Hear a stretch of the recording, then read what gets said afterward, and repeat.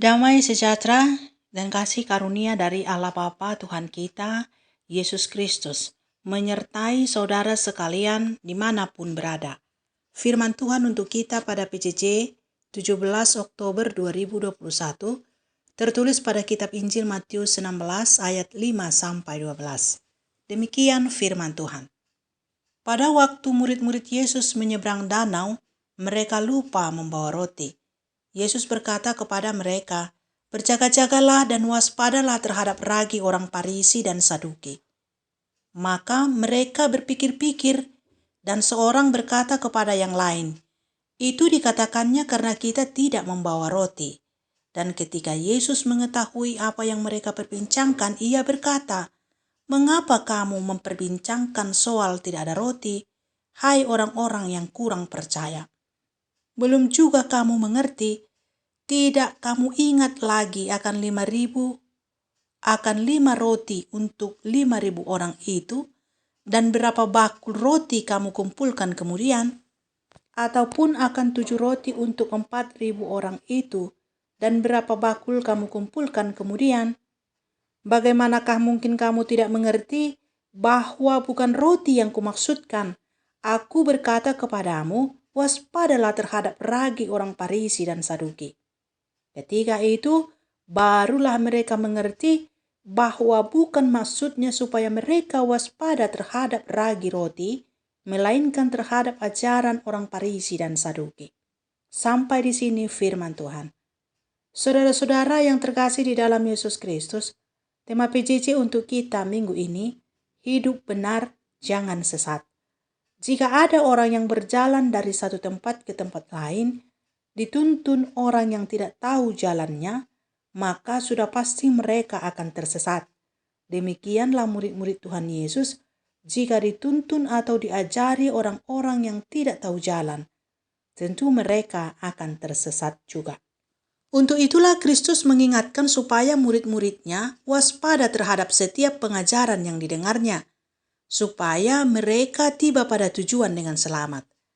Ajaran-ajaran itu bisa datang dari nabi-nabi palsu dan bisa juga dari golongan Saduki dan Farisi. Ajaran nabi-nabi palsu adalah ajaran yang bukan berasal dari Tuhan, tetapi ajaran yang bersumber dari pemikiran sendiri dengan tujuan untuk mendapatkan keuntungan dari pengajaran yang dilakukan. Orang-orang seperti ini bisa datang dengan berbagai mukjizat. Dengan begitu, akan banyak orang yang mengikutinya. Selain nabi-nabi palsu, ada lagi yang harus diwaspadai, yakni pengajaran orang Saduki dan Farisi. Yang menjadi pertanyaan, ada apa dengan mereka ini sehingga harus waspada terhadap pengajarannya? Ada beberapa pengajaran orang Saduki yang tidak sejalan dengan pengajaran Kristus, yakni tidak mengakui adanya kekekalan jiwa dan tidak mengakui adanya ganjaran setelah kematian. Mereka juga tidak mengakui adanya kebangkitan orang mati, tidak percaya ada malaikat dan roh. Sebagai imam-imam besar, golongan Saduki ini hanya percaya kepada 5 kitab Taurat saja, dan mereka memiliki hubungan dengan pemerintahan Romawi. Posisi imam besar yang merupakan posisi tertinggi di bait suci menjadi perantara antara rakyat Yahudi dengan gubernur Romawi.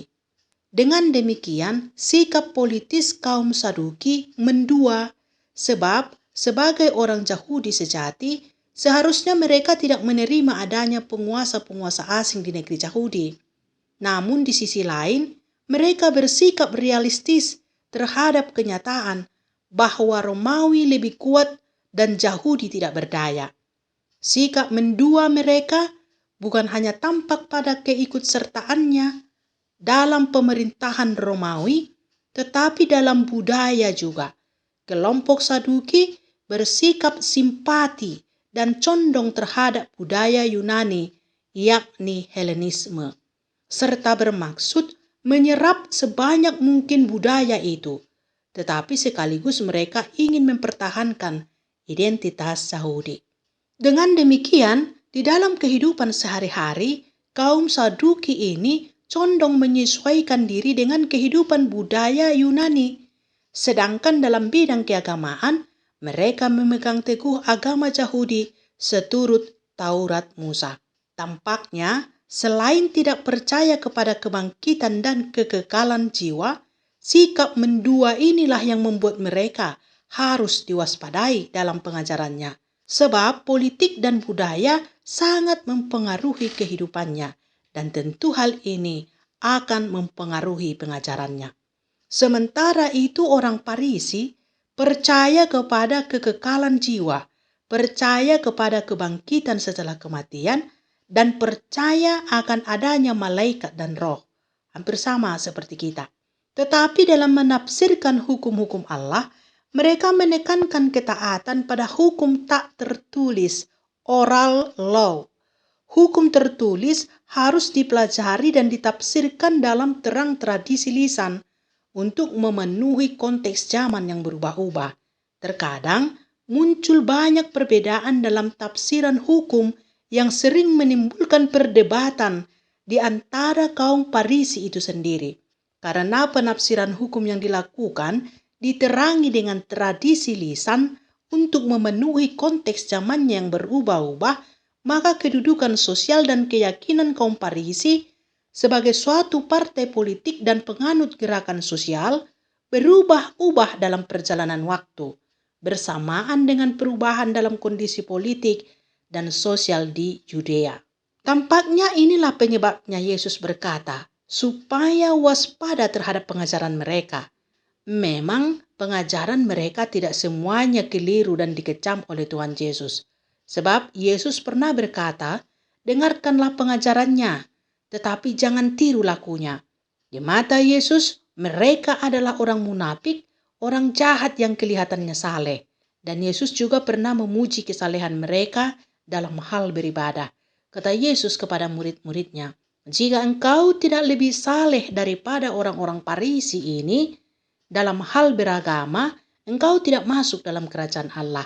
Ini menegaskan bahwa Yesus benar-benar objektif melihat sesuatu. Saudara-saudara yang dikasihi Tuhan Yesus Kristus, dari keberadaan orang-orang Saduki dan Farisi ini, kita bisa melihat diri kita sendiri sebagai pengajar-pengajar yang bertanggung jawab memberi pengajaran.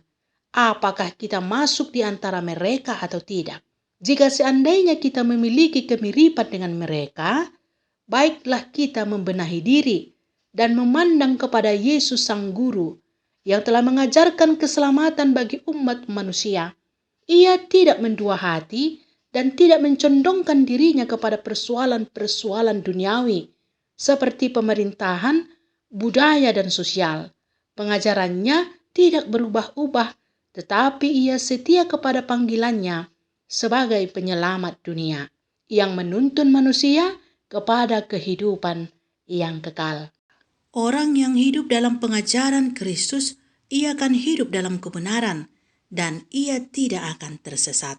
Walau memang tidak bisa dipungkiri, pengikut-pengikut Kristus sulit untuk percaya dan seringkali lupa akan perbuatan-perbuatan Tuhan yang ajaib. Sehingga pengajaran yang tidak sedang bertujuan untuk menjelaskan keperluan daging pun dibuatnya menjadi perbincangan yang dikaitkan dengan keperluan-keperluan daging, seperti yang dipikirkan dan dilakukan murid-murid Tuhan Yesus.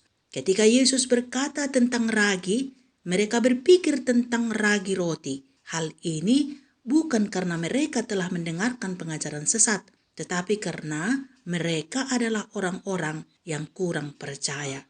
Kurang percaya kalau Tuhan akan menyediakan keperluan pengikut-pengikutnya. Walau sudah banyak yang dikerjakan Tuhan secara ajaib, memenuhi semua itu, memberi makan 5.000 orang dan 4.000 orang. Saudara-saudaraku, kita harus senantiasa berdoa, memohon tuntunan Roh Kudus-Nya, supaya kita bisa percaya dan beriman kepada Tuhan Yesus Kristus, hidup dalam kebenaran dan tidak sesat oleh pengajaran-pengajaran yang menyesatkan.